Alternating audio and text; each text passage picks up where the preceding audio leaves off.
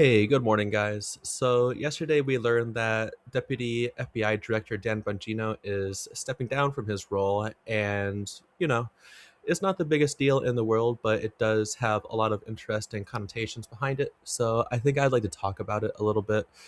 Um, First of all, this guy's like a big conspiracy theorist. That's the whole reason that he got the job.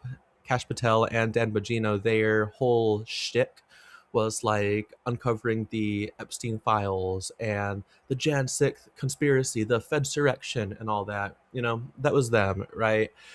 And Dan Bongino, I feel that he might have actually believed the stuff that he was saying, and it kind of shows because early in the administration he was having a lot of issues even as early as like March. I think that he really butted up against the reality that there wasn't so much.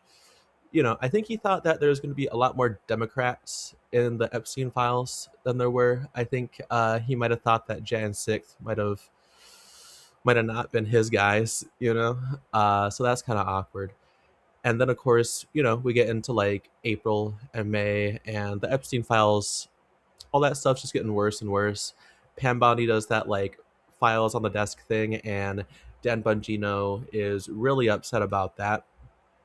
I remember the first time that Dan Bongino's anger and discontent in this position really got on my radar was after the FBI did, it might have been the DOJ as a whole, but I thought it was just the FBI. They released that, no, it was a joint statement. They released that statement that there were no suspects in the Epstein thing.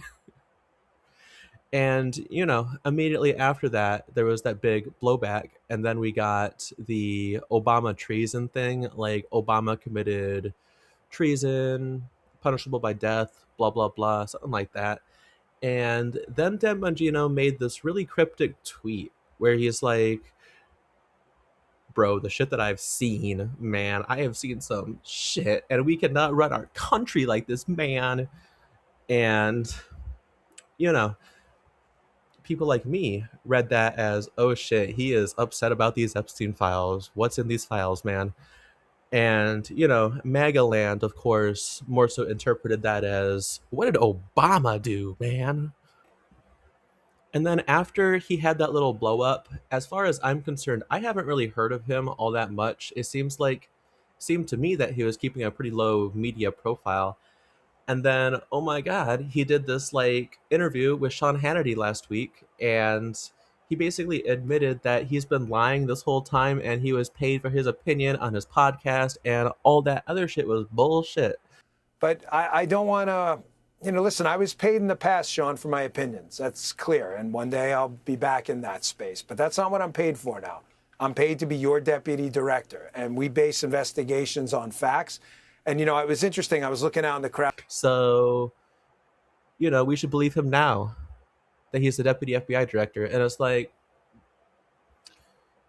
I don't think when he was saying that, he realized what a terrible thing that is to say as the deputy FBI director.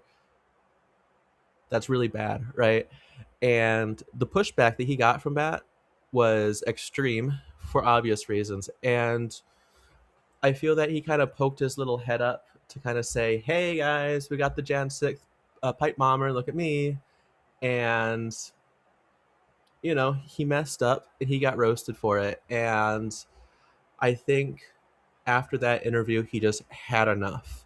I think he was done after that. He was like, what, fuck this. Fuck this.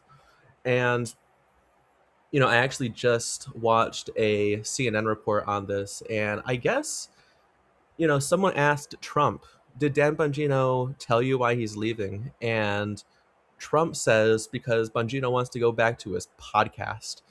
And, I get that because the podcast makes like way more money. He is paid for his opinions over there, as he said on Sean Hannity. And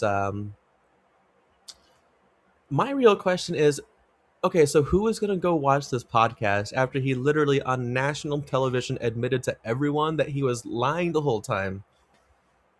I'm fascinated. I want to see what he says on his podcast. Um, especially if he starts talking about his experiences in this admin. I'd like to see it. Am I going to believe any of it? Maybe not, but you know. And one last thing about this. Do I think that he left now for any other reason other than that Sean Hannity interview blowing up? Not necessarily, but let me tell you something. The Epstein files are supposed to be released tomorrow, and he's leaving in January. Is he expecting some sort of situation to occur and kind of develop, and he wants to get out when he can? Maybe. I don't know. I guess we'll see what happens, but recently things have all been kind of going full circle back to those Epstein files, huh? All right, guys. If you like these videos, please be sure to like, comment, subscribe, and ring that bell so I can make more of these. Thank you.